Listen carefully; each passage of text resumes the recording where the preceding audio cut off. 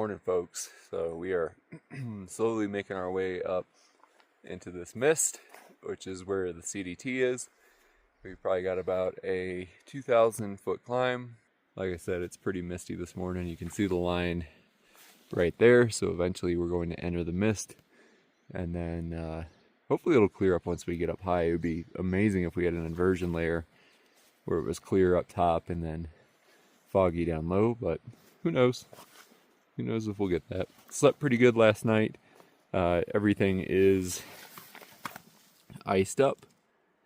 Right now it got below freezing, so the tent was iced up as well, which is fine because I've got these Gore-Tex mittens that I wear. You just get them at REI, and you can wear them over your gloves. I got them when I was doing bike packing because I figured my hands would get really cold with the winds and things like that. But that's all I've been using for gloves on this hike so far, and it's just enough to like trap the heat in, which has been good.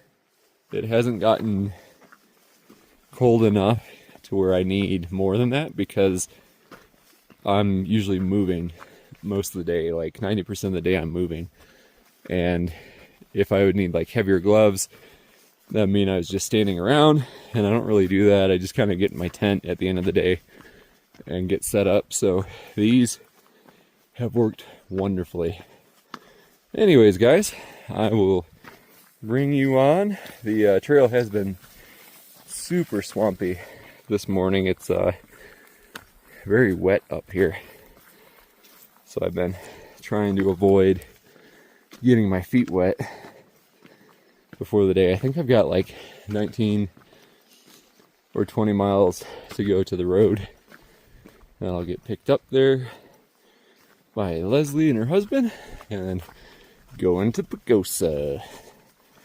Okay guys, bring you on later. So I was walking up this valley wondering why I wasn't seeing any wildlife, because all indicators were that I should be seeing something, and now I know why. There's a massive horse packing hunting camp here. Look at that. That is a serious tent site. They got the canvas tent set up, and yeah, I bet they got a cook room, dining room. That is way fancier than the 3-person teepee stove tent that I have. And I thought I was fancy. That is luxurious. Yep, so that is their cook tent right there. See the propane and everything. That is nice. And then what I imagine are sleep tents in here. Heck yeah, these guys know how to do it right.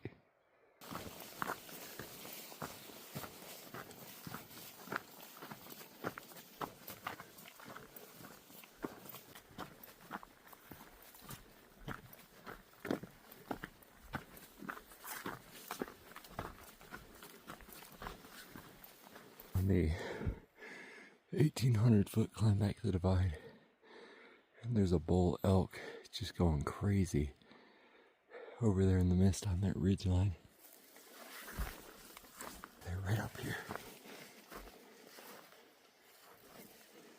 I'm gonna creep up.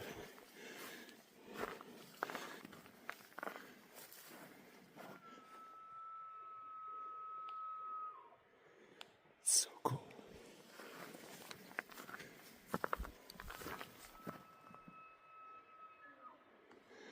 That's so cool.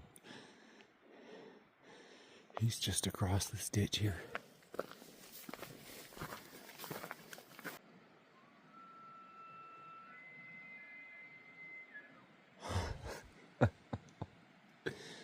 Oh, wow. So cool with the mist and him bugling. Just scared off elk or moose. Let's see if they stick around. It's a bull with a cow. And there's another one in front of him just down the way. See if I can't get them again.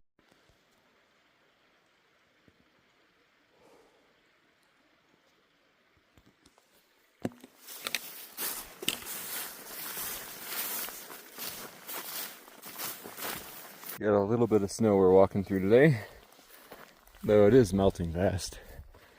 And I believe we're going over that pass to get back on the CDT. We did end up getting an inversion layer. That's pretty cool.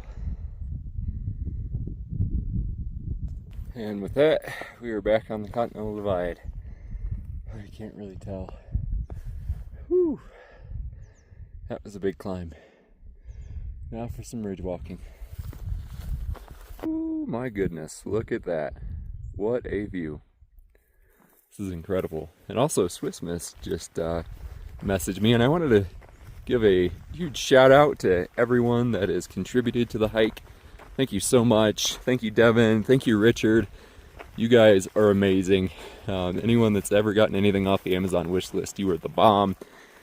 And anyone that's just watching this channel, you rock. Thank you so much. I could not have done this without you guys. Oh, wow. I'm here yapping and there's elk bugling down in the valley. So cool. You know what's funny is when you think of sunscreen, you don't think of winter. But good night. You can get fried. The worst sunscreen, or sunburn rather, I've ever had in my life was in Alaska. It was pretty late winter, so like April, maybe even May, and we had like a foot of snow that got dumped. And I thought it was a good idea to go hiking, but I didn't put any sunscreen on, and I was walking through a mountain valley that was like that, with snow on each side of it, and whew, my face was cherry red for like 2 weeks, and then it looked like I got mauled by a bear after the fact. I just had so much skin coming off, it was terrible.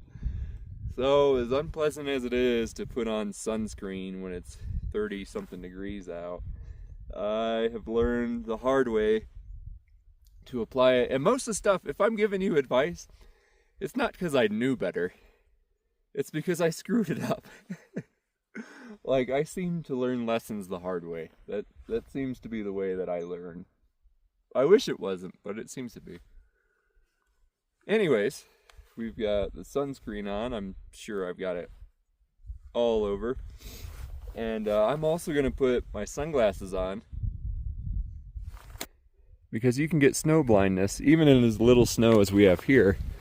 It's just all that light reflecting back up in your eyes. Let's say it like just burns your cornea or something like that. And it's like you got sandpaper in your eyes. So I am also trying to avoid that as we walk through the little bit of snow that we do have here, enjoying these gorgeous views of the elk bugling below. And I think I got 13 or 14 miles, something like that, until I hit the highway into Pagosa.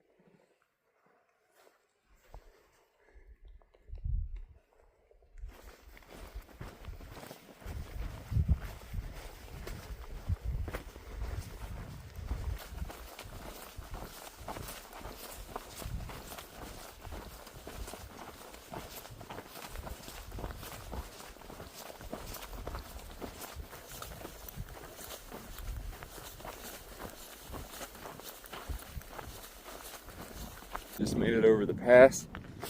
We're gonna descend down to that lake down there, and I don't think we have a huge amount of incline left for the day, which will be good. I'd rather be in the woods today when it's this cold, because it is chilly up here on the ridgeline, and my pants are drying really well, but they were soaked earlier just from the snow. And these are rain pants, by the way, So they've been working well, though I think I'm gonna re-waterproof them when I get off trail for a little bit. Okay, whew. I'm gonna hop off because this is a rocky descent.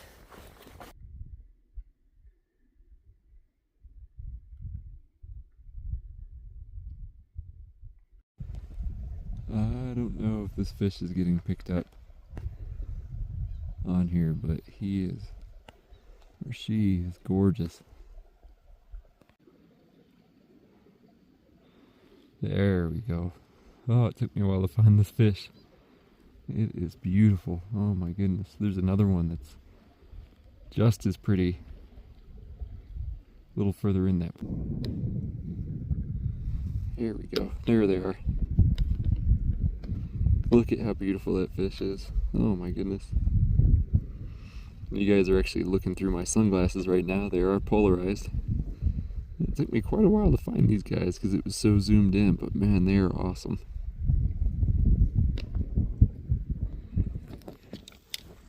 That's where they're living. So throughout Colorado, there are these natural hunting blinds that indigenous peoples used to use. I think that's one of them, because if you look at that, that looks like it was deliberately stacked. And they would just use them exactly like that as hunting blinds. And if you look down here on the trail, so that's maybe 10-15 feet from that pile there. I might have ruined it. Oh, right there. Here's a deer track. Right there. So I could be wrong, but that looks really deliberate. And they would build them to kind of blend them in with the landscape. So whether I'm right or not about if that's actually a blind, that is something that they used to do, which is so cool because we still do that today. Had to zoom in quite a bit so you guys could actually see it, but it is currently snowing. I think that there is a chance that I may have to jump from Pagosa down to Chama, New Mexico after my break due to some serious winter weather, because man, it has been storming a lot here lately. Whew. I hope not. I really don't want to skip more trail like we had to do due to the fire closure, but man, winter is here.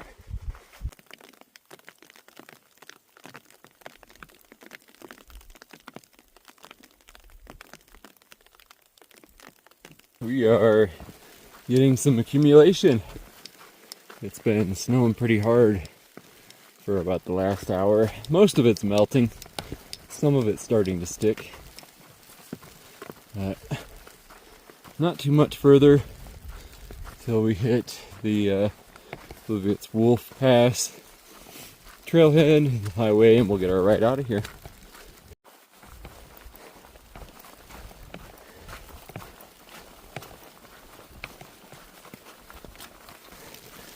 This is a lot of precipitation very quickly. It is impressive and really coming down. You can see the highway be down there in about 1.5 miles. Boy, there is a lot of weather today. Hearing thundering behind me too, and it's still kind of snowing. It's doing a little bit of flurrying. Colorado is going through changes. Well, we're just about there. Hail and all. Thundering pretty good too. Ooh, this lightning is like right overhead. Ooh, boy. I've got this Continental Divide sign that I'm kind of hiding under. Oh man. Fun. Ooh. This lightning storm is directly overhead. There is no delay between the flash and the boom.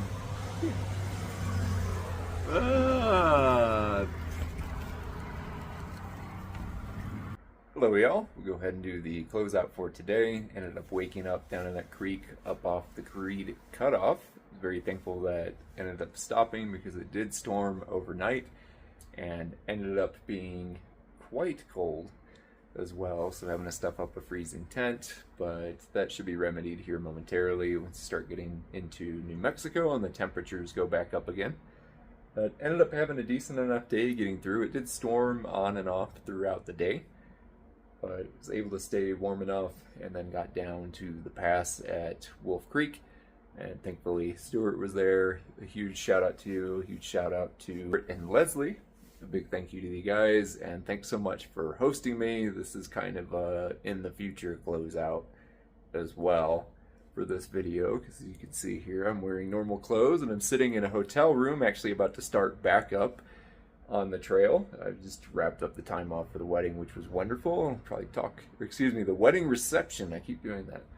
I'll talk a little bit more about that once I actually hit the trail. The plan is to wake up tomorrow and head up to Wolf Creek Pass and start hiking south again towards Chama, New Mexico, which will take about 3 days. Anyways, overall an exceptional day, and be excited to take the rest that I've already taken. Once again, this is kind of in the future, but it has been wonderful, and I'm really ready to get going tomorrow, so I'll bring you guys on then.